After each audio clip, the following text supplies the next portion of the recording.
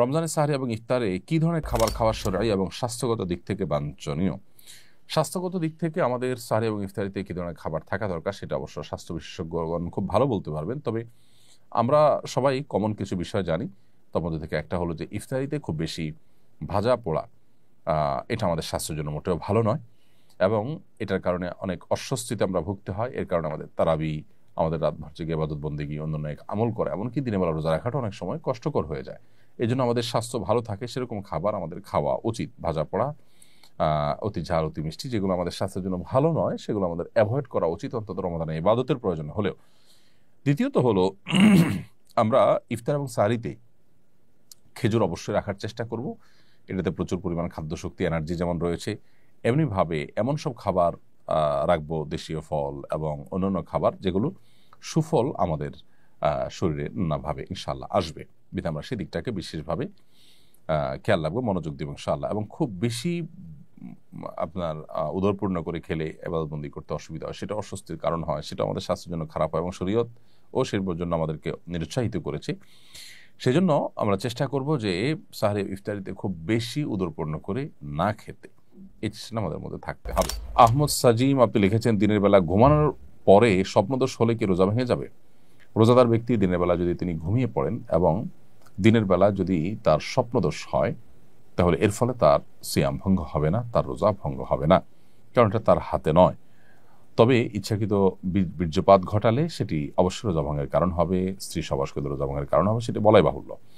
কিন্তু স্বপ্নদোষ হলে যদি বীর্যপাত হয়ও, তার ফলে তার রোজা ভাঙবে না, তবে গোসল ফরজ হবে, সেই হিসাবে তিনি গোসল করে নামাজ আদায় করবেন। খাদিজা আপনি লিখেছেন, বিগত রমজানের কাজা রোজা না রাখলে কি সামনে রমজান রোজা হবে না? বোন খাদিজা, এমন কোনো কথা নেই যে বিগত রমজানের কাজা রোজা না রাখলে রমজান রোজা হবে না। রমজান রোজা আপনি রেখে ফেলবেন এবং রমজানের পরপরই বিগত রমজানের যে কাজা রোজাগুলো রয়েছে সেগুলো দ্রুততার সাথে আপনি রেখে ফেলবেন। নাসরিন আক্তার সৌরভ আপনি লিখেছেন, কিভাবে মোবাইল ফোনের প্রতি আসক্তি কমানো যায়?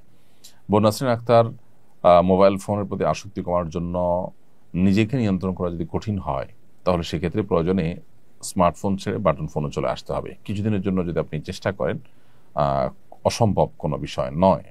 কিছু কিছু হয়তো অসুবিধা হবে, কিন্তু সেগুলো আপনি ওভারকাম করতে পারবেন। এরপরে আফিয়াত আসনাত এআইডি থেকে আপনি লিখেছেন, রমাদানে মৃত ব্যক্তির জন্য কিভাবে দোয়া করব?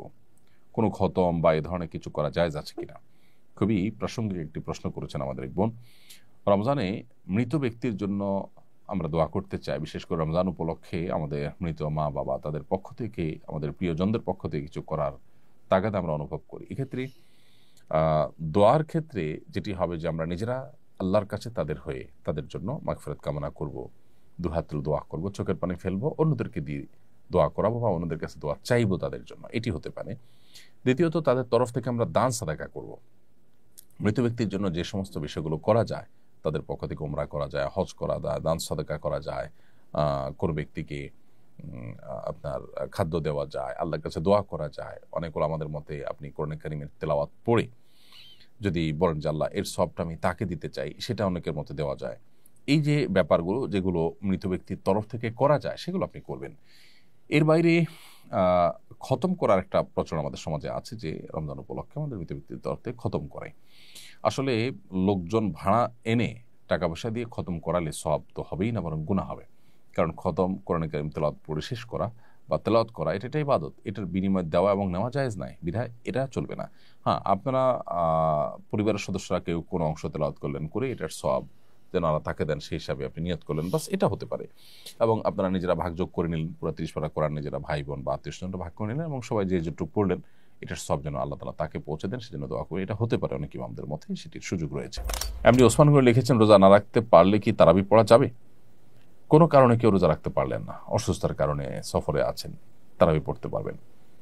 রোজা না রাখতে পারলে তারাবি পড়া যাবে না, ব্যাপারটা এরকম না। আমরা অনেকে রোজার সাথে তারাবিকে এমনভাবে রিলেট করে ফেলেছি যে রোজা না রাখলে বোধ হয় তারাবি আর পড়া যাবে না, অথবা কেউ তারাবি না পড়লে তার রোজা হবে না, এরকম কোনো বিষয় নয়। আসলে রোজা একটি ইবাদত আর তারাবি আরেকটা ইবাদত। নবী করিম সাল্লাল্লাহু আলাইহি ওয়াসাল্লাম বলেছেন, মান কামা রমাদান ঈমানান ওয়া ইহতিসাবা গুফিরা লাহু মা তাকাদ্দামা মিন যামবি। যে ব্যক্তি ঈমান এবং ইখলাসের সাথে সিয়াম পালন করবে, তার পূর্বের সমস্ত গুনাহ মাফ করে দেওয়া হবে।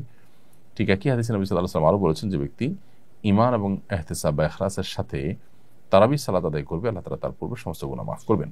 ছোটোখাটো গুনার কথা মিন করা হয়েছে। তো এই জন্য আপনি কোনো কারণে রোজা রাখতে যদি নাও পারেন, তারাবির সময় হলে আপনি তারাবির পড়ার সুযোগ সামর্থ্য থাকলে অবশ্যই আপনি তারাবি পড়বেন।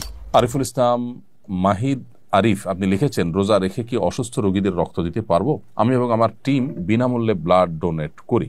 উত্তরটা জানতে চাচ্ছি। প্রিয় আরিফুল ইসলাম, আপনি আপনার টিম মানুষকে বিনামূল্যে যে রক্ত দিয়ে থাকেন সেটা অবশ্যই একটি ভালো কাজ, এবং রোজা রেখে যদি রক্ত দিলে আপনি অসুস্থ হয়ে রোজা রাখা কঠিন হয়ে যেতে পারে এরকম কোনো আশঙ্কা না থাকে, তাহলে সেক্ষেত্রে আপনি রোজা রেখে রক্ত দিতে পারেন, কোনো অসুবিধা নেই। রমজানে রোজা রেখে শরীর থেকে রক্ত বের করলে যে রোজা ভেঙে যায় তা কিন্তু নয়। মূলত শরীরে কোনো কিছু প্রবেশ করলে যেটা আমাদের খাদ্য বা আপনার পানীয়ের কাজ দেয়, যেটা আমাদের শরীরে এনার্জি সৃষ্টি করে, অর্থাৎ ক্ষুধা নিবারণ, পিপাসা নিবারণের কাজ দেয়, সেরকম কিছু যদি শরীরে প্রবেশ করে তাহলে সেটা রোজা ভাঙার কারণ হয়। এখানে তো শরীর থেকে বের হয়েছে। এটা যদি স্বাভাবিক হয় যে এক ব্যাগ রক্ত আপনি দিলেন, এর ফলে আপনার রোজা ভাঙতে হবে সেরকম পর্যায়ে আপনি চলে যেতে পারেন, এরকম কোনো আশঙ্কা যদি না থাকে ইনশাআল্লাহ আপনি রক্ত দিতে পারেন। এরপরে প্রশ্ন হলো, রোজা অবস্থায় ইনসুলিন গ্রহণ করা যাবে কি না?